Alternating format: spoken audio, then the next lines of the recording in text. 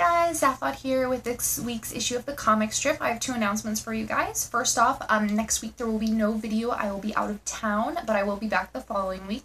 Second off, if this video cuts off, or if any of my videos do, I do apologize. I have a terrible phone with limited storage. My plan is to very soon, as soon as I can afford one, buy a new one, because this is getting really frustrating and annoying, I'm sure, for me as well as for you guys. So let's just dive in and try to get through this a little quickly so my phone doesn't cut off, so I'm sorry.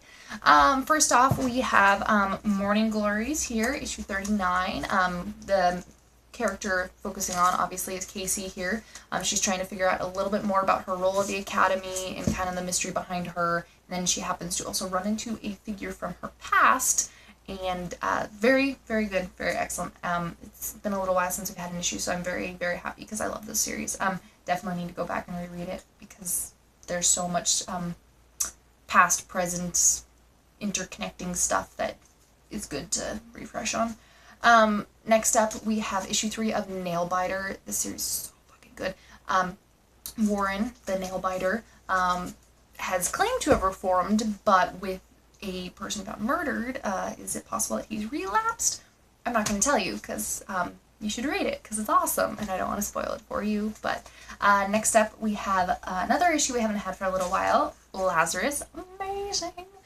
Michael and Casey, two of the Waste, have made it to the lift selection to try to find a job, and Forever is trying to stop a terrorist. There's a lot of stuff going on, a lot of really good developments, and it's great to have the series back. I'm really, really happy with it. Next up, we have East of West. Hickman is a genius. I'm loving this. Everything. You never know what to expect with this series. This issue continues. You see Death searching for his son with a vengeance that he's not going to... No shits will be given, let's say. He is gonna kill some bitches. It's great. This issue is insane. Next up, we have an issue I've been looking forward to, Rocket Raccoon by Scotty Young. This is amazing. It's got a couple little background cameos. If you pay attention, there's a guy from Southern Bastards, there's Earthworm Jim, and there's a bunch of other guys there that I didn't notice all of them, but amazing, top-notch art, great story, fantastic. If you're interested in the movie at all, or Scotty Young, or good things, definitely worth checking out. Next up, we have Batman Eternal, where Commissioner Gordon is visited by a ghost from his past, and a few people on the police team have a plan to bring down the corrupt commissioner, and we have two of my favorite non-official Batgirls, at least not yet. Not Batgirls, the ladies of the Bat family, Harper Row and Stephanie Brown, both make an appearance in this issue, and I'm like their forever cheerleader, so it's great. Next up, we have Southern Bastards, where Earl Tubbs is trying to fix the town after his friend is found murdered, and he has pissed off the wrong people. But this series is amazing. It actually makes me go sometimes, and it's always really good if a series can evoke such a reaction from the reader, and I love it. It's amazing. Next up, we have a new #1, kind of, Tech Jacket. This was Robert Kirkman's first superhero comic back in the day. I have to admit, I have never read the original run, but after reading this, I'm definitely more inclined. I was always wanting to, but now I really want to go back and reread that.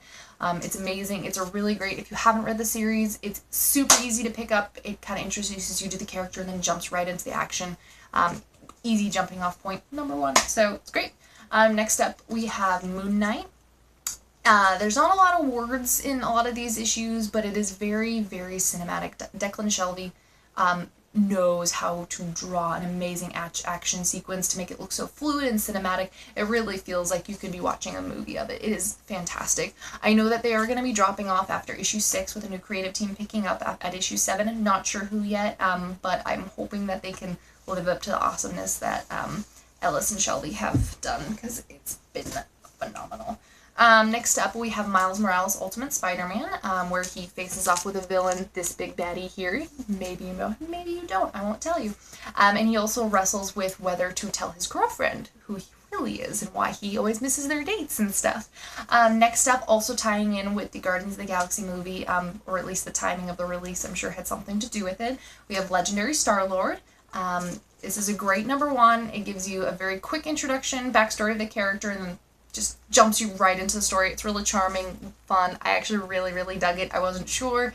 I haven't really read anything with Star-Lord other than the couple most recent issues of Ms. Marvel that have had Guardians of the Galaxy in it.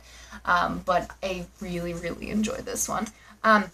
Next up, we have the fairly really accurate. Enormous.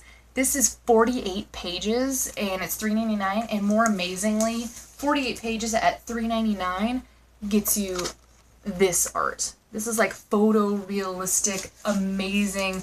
It looks like they just, you know, just took pictures from a movie. And it tells you what happens when Earth is no longer, we're no longer the top dogs. We're no longer in control, and there's this enormous beast that has maybe started to take over. Next up, we have The Field. This is the penultimate issue, 3 of 4. You finally figure out what the source is, what's going on. Really weird, crazy comic, but I'm enjoying it. It's bizarre as shit, but it's fun.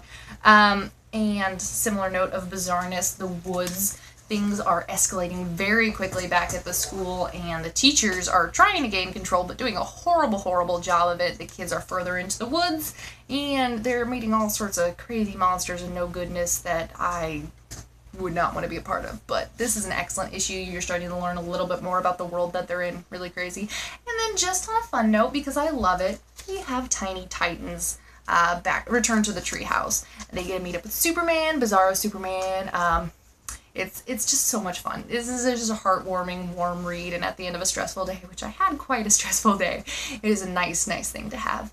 So thank you guys for tuning in. Sorry I kind of rushed this video, and I'm sorry I won't be here next week, but thank you guys for watching, and I hope you guys have a great comic day tomorrow. Hopefully everything's awesome. Yeah, thank you. Have a good night. Morning. I don't know when you're watching this. Bye.